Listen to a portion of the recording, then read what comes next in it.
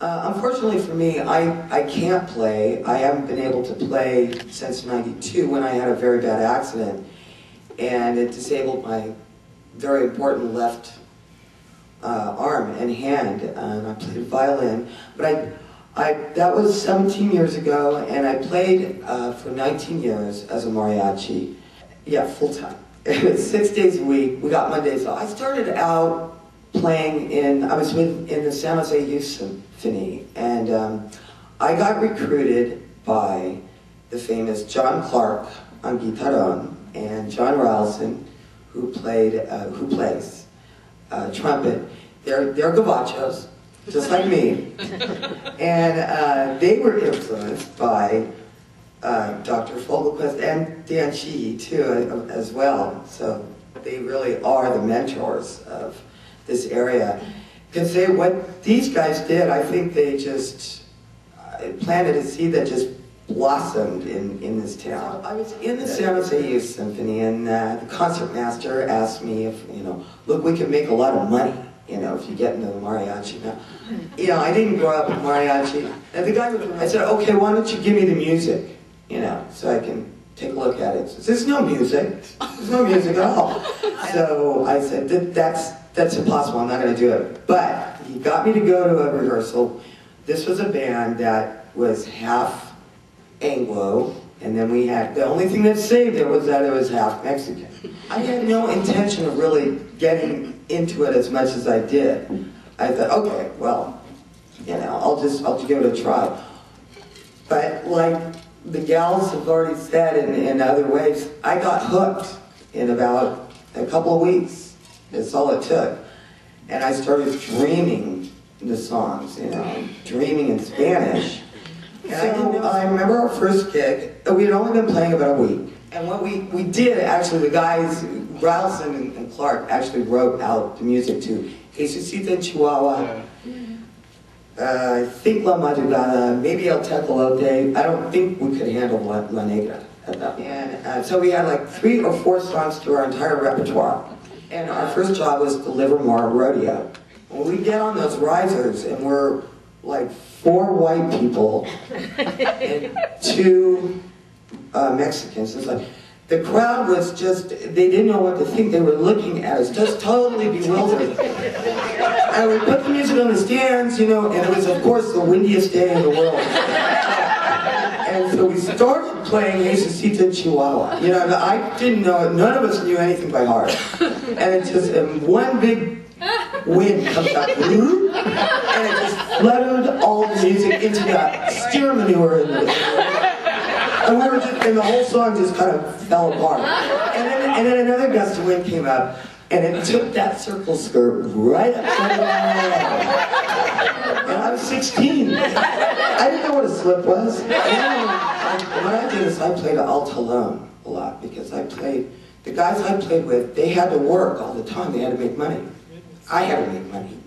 We went from bar to bar, and if you look at San Jose, what it used to look like maybe 35 years ago, I don't think there was a bar that I hadn't played in. And we would go from bar to bar. We would charge per song. We did do planta. We had a planta, or we'd of course do chambas, which were weddings, parties, jobs, gigs, and that was really kept things going. But we had to do altalone during the weekdays. So the only girl, the only female in an all-male band. How you were saying how you had to handle that. There are several ways to do that. That way, what you had to do, automatically off the top, you had to be able, it was best if you could outplay them. You have to outplay them. But if you can't outplay them, musically, yes. But if you can't do that, you have to hold your own at least. You have to hold your own. So that way, but then you'd always get somebody, the sexual tension, it just never ended. But first you have to give them a tongue lashing before they do it. And you have to do it better than they can. And so then you would have to get them. You would have to hit them. But it was like the very last, I'd say 6 years, that I got really respect and was treated as an equal. But it took that long. Mariachi will never ever leave me. I never listened to mariachi music in my whole entire life until I got into college. When I was in elementary school, like everyone here, I started taking violin, and I went on to college, and in the end of my freshman year in college, had realized that I didn't speak Spanish. I was not raised speaking Spanish. My parents decided not to give me the Spanish language because they didn't want me to speak English with any kind of an accent. And there was this Music of Mexico class. I was a music major, was going to take my regular music theory class on Music of Mexico. So I started off in the class playing all the ensembles. And I remember the first song, I mean, they're talking about getting the hook. I got the hook on the first song. From the very moment I played it, it was my passion, and it's been my passion through these 34 years that I've been performing. It's everything I've done from the very beginning has always been for the love of the music. I've never been, ever, with the thought I'm a woman playing a man's music. Never entered my mind. I just thought, I love this music, I gotta play it more.